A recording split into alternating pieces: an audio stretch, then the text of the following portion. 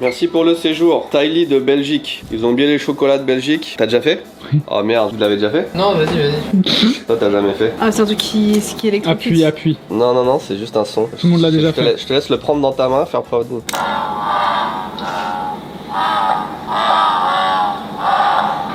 C'est les balcons. Fais deux, t'es où?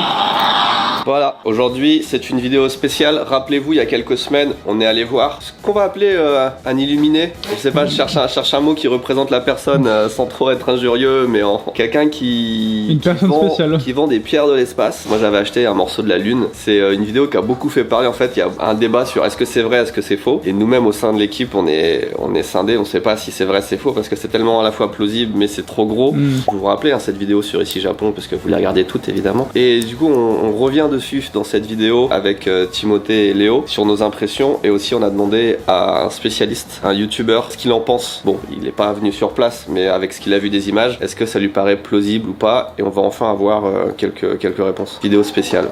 Bonjour.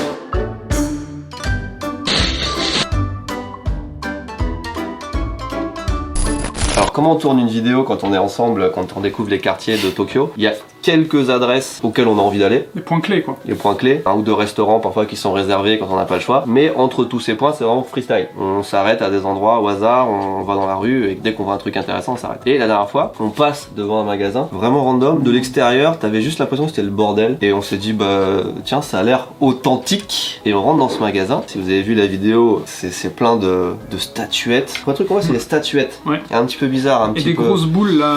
Des grosses boules. Bah ouais, j'ai vu, elles étaient énormes. Roses, vertes. Ah oui, des espèces de pierres. Ouais, je sais pas trop ce que Parce que c'est. t'as en Chine ces espèces de pierres rondes comme ça qui souvent tu les vois sur l'eau en train de flotter et de tourner Ouais, comme ça. exact. Pour moi, c'est vraiment des figurines qui ont été ramenées d'Inde, de Chine, tu vois, de plein de pays différents. Ça donne quand même un style assez intéressant. Ah oui. Et on a tout de suite un vendeur qui arrive, qui nous explique ce que c'est. Déjà, comment s'appelle ce magasin? Utsumura. Donc, le village De l'espace. de l'espace, effectivement. Mais ça, on n'a pas fait gaffe. Hein. Non. On s'en est pas rendu compte, on est juste rentré comme ça. Et du coup, il y a un mec qui nous emmène dans un coin, mais tout de suite, après on est rentré, il nous dit regardez, on a une météorite. Une météorite qui fait 900 kilos. Il nous dit pas le prix tout de suite. Je dis mais c'est de la folie, une météorite qui coûte 900 kilos, c'est censé être super cher. Et je lui demande le prix et il me dit c'est 6 millions d'euros. On se dit putain, on est dans un magasin encore plus what the fuck que ce qu'on pensait. Mais ça ne s'arrête pas là, attends, c'est juste le début. Moi, j'y ai cru. Moi au début j'étais en bizarre. Tu crois toujours pas, toi? Moi j'y ai pas cru, et le plus marrant c'est qu'après Timothée il me dit regarde le petit vieux derrière qui dirige le magasin, et là j'ai encore moins cru. Alors d'ici quelques minutes, et c'est aussi pour ça qu'on vous parle de ça, on va faire appel à un expert qui va, bon, à distance, donc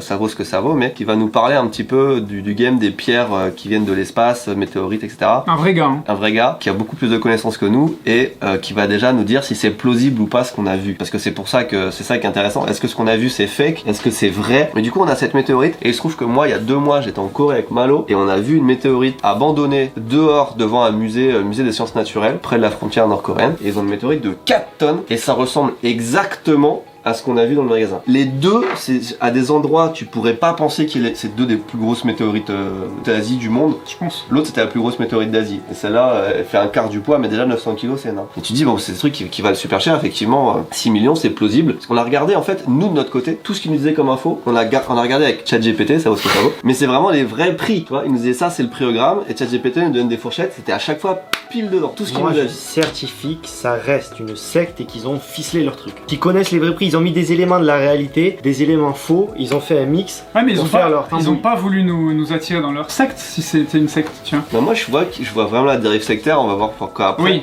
Mais je suis pas si étonné de voir des trucs comme ça parce que le gérant du magasin qu'on appelle Soncho, qui veut dire chef du village, il a 150 ans. Je suis vieux. Non vraiment c'est quelqu'un qui est vieux et qui a commencé à s'intéresser à l'espace quand il était tout jeune. Ce qui nous apparaît être des dingueries maintenant, dans les années 70, 80, j'en sais rien, tu vois. C'était pas aussi cher, c'était pas aussi hype, c'était plus facile de les trouver. Surtout tu les fais venir de l'autre bout du monde, il a dit beaucoup des États-Unis d'Amérique du Sud ou d'autres pays d'Asie. Namibie. Je comprends qu'à une époque tu puisses avoir ça pour pas grand chose ou plus facilement que maintenant, tu vois. On va voir si tout ça est crédible avec quelqu'un qui va nous parler des pierres qu'on a vues. En fait, on vous referait pas cette vidéo là si on n'avait pas des soupçons que ce soit vraiment des vraies pierres. Bonjour. Et bonjour. Hello, bonjour, enchanté, merci de prendre du temps pour nous. Bah pas de souci, pas de souci. T'as une chaîne YouTube, est-ce que tu peux vite fait nous en parler comme ça Pour ma ma chaîne YouTube, en fait, je présente mon métier, que ce soit le travail de prospection sur le terrain où je vais chercher des minéraux, que ce soit au fond de la terre ou au sommet des montagnes. Je vais expliquer un petit peu comment différencier les minéraux, comment bien les sortir et surtout comment respecter la nature parce qu'il y a une manière de bien prospecter. Et je vais aussi expliquer plus le travail en laboratoire en quelque sorte où on va analyser les pierres, différencier le vrai, le faux, etc. Et tu peux nous dire rapidement quelle est ta formation, ton parcours aussi? J'ai fait une école de gémologie, donc l'école internationale de gémologie à Paris. Et à côté de ça, c'est beaucoup autodidacte,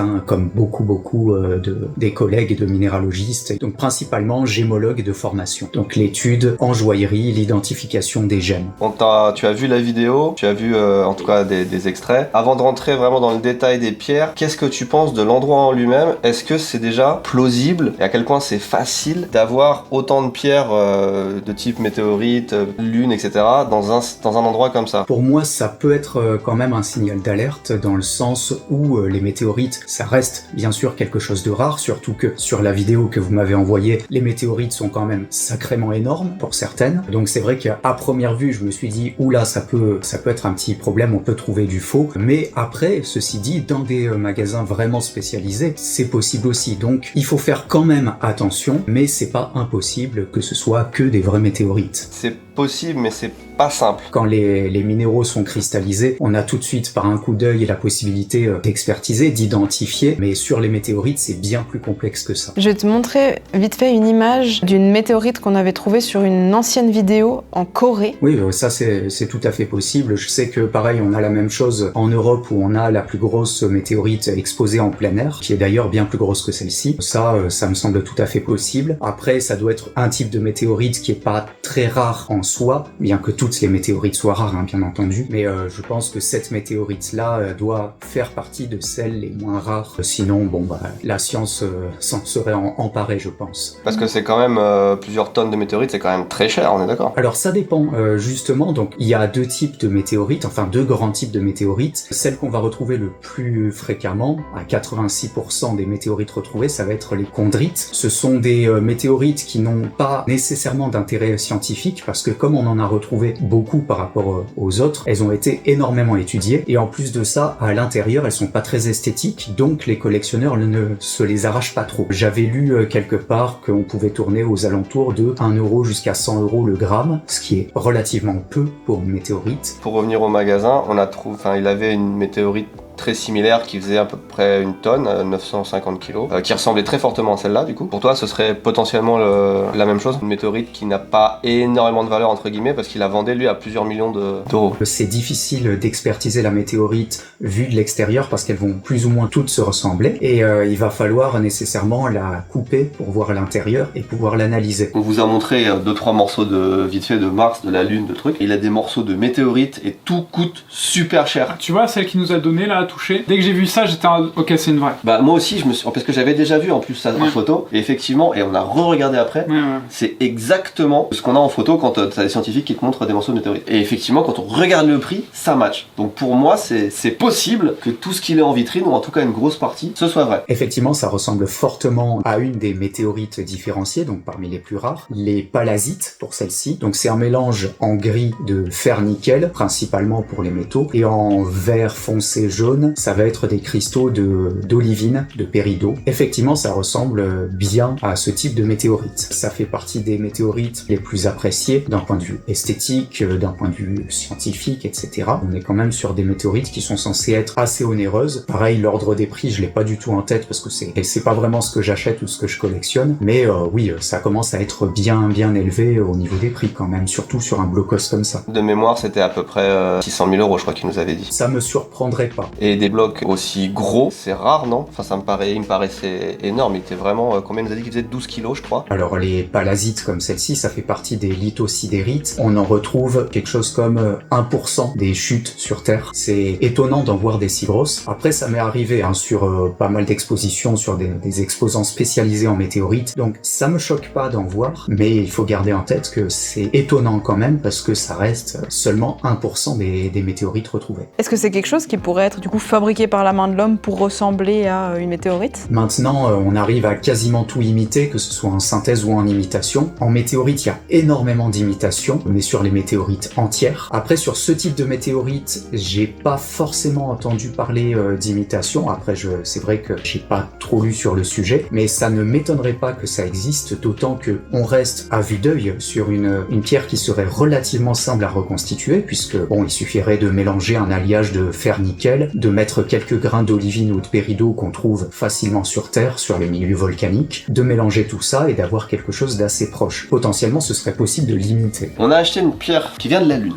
que j'ai offert à ma fille Luna la Lune, pour son anniversaire, parce que c'était la même semaine. Là, on a 1 gramme de pierre de Lune, 0,62 grammes. Vas-y, C'est une pépite de lune. Combien on a payé ça? Je me rappelle plus, 13 000 je crois. 13 000. 100 balles, si c'est vraiment un morceau de lune, pour moi ça les vaut. Et alors on a quelques infos, il y a marqué NWA 16531. Ou ça, c'est juste leur numéro de série. Elle vient du Maroc et elle a été trouvée en 2023. Ils ont quand même des documents avec des infos. Par exemple, tu vois, ça c'est un petit... Je l'ai mis là-dedans et t'as encore plus d'infos, tu vois, sur la composition. Elle vient d'un bout de la lune qui faisait 470 grammes et c'est une fraction de ça. Et t'as la composition avec 5 éléments. Ça c'est du fer. FENI, donc fer et quoi? Nickel. Un petit morceau de lune, j'ai plus en tête combien il faisait, mais je crois que c'était moins d'1 gramme, ou on va dire 1 gramme à peu près. Et je l'ai payé un peu moins de 100 €. Ah ça, ouais. Là c'est étonnant dans ce sens-là justement, parce que les morceaux qu'on va retrouver de Mars et de la Lune, c'est l'autre catégorie. Ça fait partie des météorites différenciées qui sont beaucoup plus rares et recherchées. Et dans les météorites différenciées, on a les achondrites. On a retrouvé des morceaux de la Lune, de Mars, et là elles sont très recherchées. Alors ça représente quelque chose comme 7% des météorites retrouvées, ce qui est pas beaucoup. Là pour le coup, les prix vont commencer à flamber, surtout quand ça vient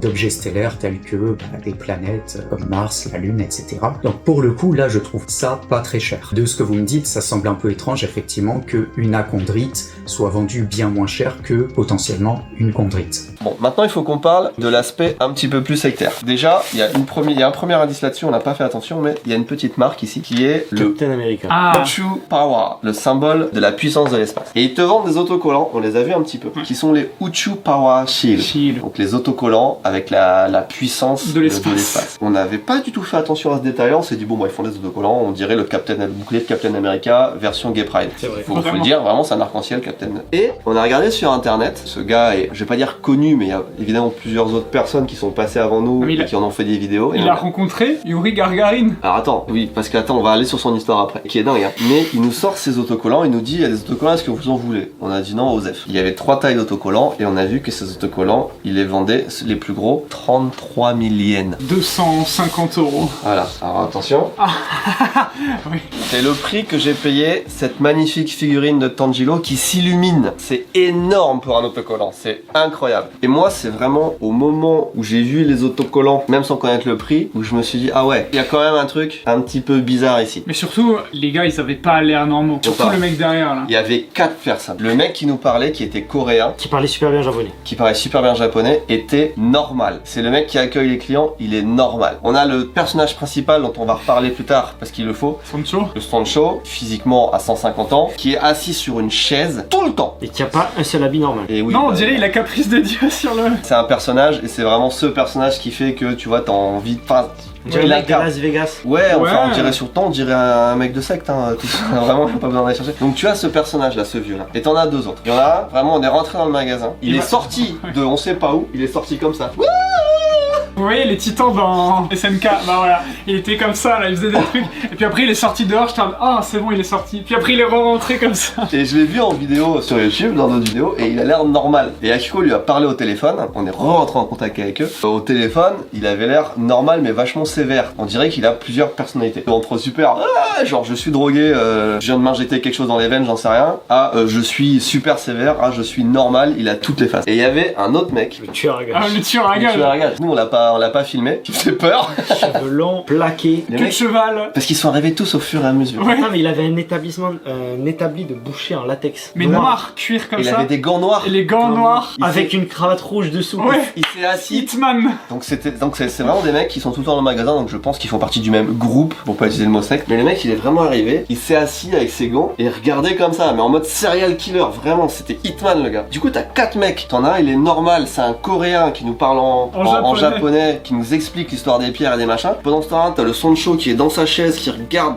pas parce qu'en fait il est pas vraiment animé, tu vois. T'as le mec qui est derrière qui fait ça, et t'as un serial killer qui est comme ça là avec ses gants. Mais vraiment t'es dans un endroit, c'est très très très bizarre. Et au début, on pensait pas que ça allait durer longtemps, mais comme on a acheté notre petite pierre de lune, on est devenus des bons potes ou des bons clients. Ils nous ont dit oh bon allez asseyez-vous, et là il nous a sorti toutes les pierres du magasin. Ça personne le touche machin. En fait je pense qu'il le fait toucher un peu à tout le monde. T'as oublié la force aussi qu'il a inséré dans l'enveloppe. Ah ouais mais c'est là que c'est parti en couille. Mais là tu peux pas te dire que ça vient pas d'une secte. T'as un mec qui te prend une enveloppe pour envoyer son pouvoir alors qu'il était comme ça sur sa chaise et qu'il avait pas de pouvoir. Ça a duré tellement longtemps, je sais pas si tu l'as mis en entier dans le truc. Ah oui c'est Massa qui a monté, je suis con. Mais si il a coupé je pense parce que ça a duré tellement longtemps. Entre je te donne la puissance pour que tu sois riche, je te donne la puissance pour que tu ne sois jamais malade, pour que ta descendance machin sur 3 générations. Moi j'avais juste acheté un morceau de la lune pour offrir à ma fille, tu vois, je voulais pas une cérémonie à la base. Il a demandé au mec explique-leur en français. Il parle pas français. Je sais que dire bonjour. Et après il dit mais c'est pas grave, explique-leur en langage de l'espace. J'ai jamais entendu cette phrase de ma vie, explique-leur en langage de l'espace. C'est encore plus compliqué. C'est difficile quand est-ce que tu demandes. Ça se trouve, le frérot coréen, il voulait juste un job, il a trouvé ça, et lui il est juste normal et il est en mode mais qu'est-ce qu'il... Et il joue le jeu quoi, c'est tout. Le truc c'est que, déjà pour revenir à ces autocollants là, il y a quelqu'un d'assez célèbre au Japon, un Genojin, tu vois comme on dit, c'est un artiste. C'est un artiste. Les gens qui passent à la télé, un petit peu sur toutes les chaînes, les plateaux de télé. Il fait partie d'un groupe de 2 comiques très très connus au Japon. Et il y a quelques années, il a sorti son Uchu Power Shield à la télé. Et il a expliqué que depuis qu'il avait cet autocollant puissance de l'espace, la vie était devenue tellement mieux pour lui, il se sentait bien, etc. Et du coup, il y a plein de gens qui se ramènent dans ce magasin. Enfin, je sais pas comment qualifier plein, mais il vend vraiment ces putains d'autocollants à 33 000 yens parce qu'il y a quelqu'un de célèbre qui en a fait la promotion et les gens y croient, etc. Et je me doute qu'il y en a qui peut-être ont rejoint le mouvement grâce à ça. Donc ce que je retiens, dis-moi si je me rapproche, ce qu'on a vu c'est pas impossible et qu'il y a certains éléments qui sont plausibles, mais il y a quand même quelques signaux d'alerte quant à la quantité et puis le prix de certaines choses. Donc en fait on est un peu mitigé sur ce magasin. C'est pas une arnaque flagrante quand on rentre dedans, mais il faut se méfier quand même. Alors de toute façon, de manière générale, on va toujours se méfier quel que soit le commerce, hein, c'est triste à dire, hein, vu le nombre d'imitations qu'il y a sur le marché, que ce soit les météorites ou n'importe quelle pierre, il faut toujours se méfier, mais d'autant plus quand un magasin est spécialisé dans quelque chose d'aussi rare que ça. Mais en effet, ça reste possible. Puis après, je pense pas que ça court les rues non plus, ce genre de magasin. Donc pourquoi pas rêver d'un magasin spécialisé qui ne vend que des vrais météorites. Pourquoi pas. Bah écoute, c'était super intéressant. Je sais pas si t'as quelque chose à ajouter. Merci beaucoup. Et peut-être qu'on peut renvoyer aussi les gens vers ta chaîne parce que t'as fait plusieurs vidéos pour justement éviter les arnaques sur les fausses pierres, etc. Donc si ça vous intéresse, il faut vraiment aller jeter un œil, puis on mettra le lien en description. Bah je te remercie. C'était très très intéressant. Merci beaucoup. Ciao, ciao. On a déjà appris, mine de rien, pas mal de choses. Merci beaucoup d'ailleurs pour toutes ces infos. Et si on a commencé à faire ces recherches-là, à la base, on avait prévu de retourner chez eux, dans le village de l'espace, j'ai du mal à le dire sérieusement, pour vraiment faire un reportage un petit peu plus fouillé, parce que ce gars-là, il a quand même un passé qui a l'air d'être exceptionnel. On a fait quelques recherches sur internet, et en plus on nous a donné des infos quand on est dans le magasin, mais on s'est dit, est-ce que ça vaudrait pas le coup d'aller documenter cette personne? L'idée de ce qu'on avait fait avec Fujita-san, avec son univers de jeux vidéo très particulier. Par contre, on a été assez mal accueillis au téléphone, enfin c'était un peu mitigé entre oui on est content que vous veniez, mais on va pas vous donner beaucoup de temps parce que comprenez, nous il y a déjà la télé qui passe, YouTube, à la limite on vous donne 1 heure et puis Sancho vous lui parlez 10 minutes et c'est tout. Donc on était un peu déçus, surtout que le but c'est de parler du passé surtout de cette personne qui a l'air assez folle. Et il y a aussi un autre élément, c'est que honnêtement ça fait vraiment penser à une secte. Tu vois, j'ai pas envie de faire la promotion de quelqu'un qui a des dérives qui sont peut-être pas folles. Encore une fois, après il y a de grandes chances que ça fasse de mal à personne et juste ils vendent des autocollants très très chers, mais on sait pas trop en fait ce qui se passe derrière. Donc ce gars là, Sancho, il a un passé, en fait il a eu 2 vies, j'ai l'impression. Il a une vie de scientifique et au bout d'un moment il a eu un déclic et s'est dit tiens je peux faire de l'argent en inventant un bail de pouvoir de l'espace quoi. En fait déjà il s'appelle Kagayama Hachiro, il vient de Tottori. Donc j'ai fait une vidéo à Tottori si vous vous rappelez, c'est j'ai appelé ça le trou du cul du monde parce qu'il y a personne qui va là-bas. Il est né en 1937, donc le frérot il a... Ah ouais, bah tu vois, il arrive sur les 90 ans bientôt. Ouais, depuis ses 6 ans, genre il commence à kiffer l'espace et tout. Et il s'intéresse pas mal à tout ce qui est astronomie, à l'école primaire et tout. Il kiffe tout ce qui est science de fou. L'école primaire, c'était pendant la Seconde Guerre mondiale aussi. Hein. Oh ouais, c'est vrai, ouais. À partir de 15 ans, tu vois, il devient président du club d'astronomie, tu vois, de son école. Ok. Vous sortez d'où tout ça là? C'est vous qui l'avez C'est scalpé son site. sur... Ah ouais. Oui, il a vraiment une page, un peu le C'est wiki fou. de... Il s'est mis des étapes, 6 ans, 8 ans, 10 ans, Et le 15 ans. 16 ans, c'est là où c'est intéressant, il construit un télescope de... Devenu célèbre en tant qu'astronome de la ville. Ah oui, d'accord. Ah oui, Bah, ouais. écoute. Il y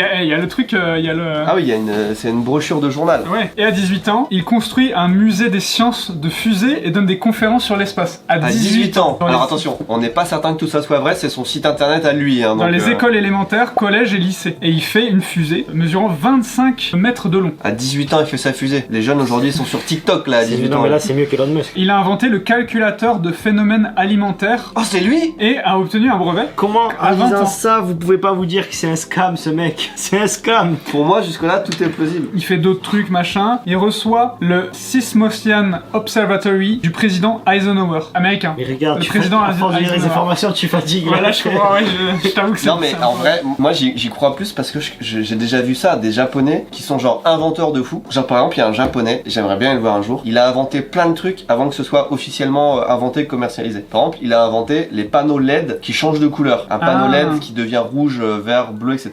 Il a inventé ça dans son garage. Sauf que ça a été après commercialisé, repris par d'autres personnes, mais c'est lui qui l'a fait en premier, tu vois. Et il a fait plein de trucs comme ça, tu vois. C'est juste un mec passionné. Il y a des gens qui, genre, des gamins, sont des génies, quoi. Et lui, c'est, je pense, un génie qui s'est rapproché de la folie, parce que la marge, elle est quand même...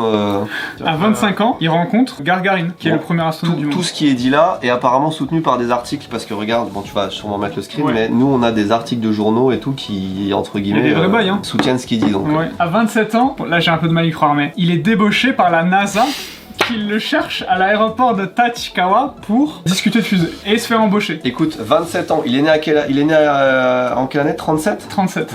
Donc on est en 64. On est 5 ans avant d'aller sur la Lune. Ça m'étonne pas que la NASA elle essaye de débaucher tout le monde, Ouais, ou au ouais. moins qu'elle contacte un mec qui a fait une fusée quand il avait 18 ans. Ça me paraît pas illogique. Ouais. Ils ont débauché tu sais, tous les scientifiques allemands, les machins comme ça après la guerre. Pourquoi ils auraient pas fait pareil avec les Japonais? À Peut-être 30 parce ans. que c'est ce qu'il rêvait de faire à l'époque parce qu'il avait déjà un grain. Moi, le grain, je le vois bien là.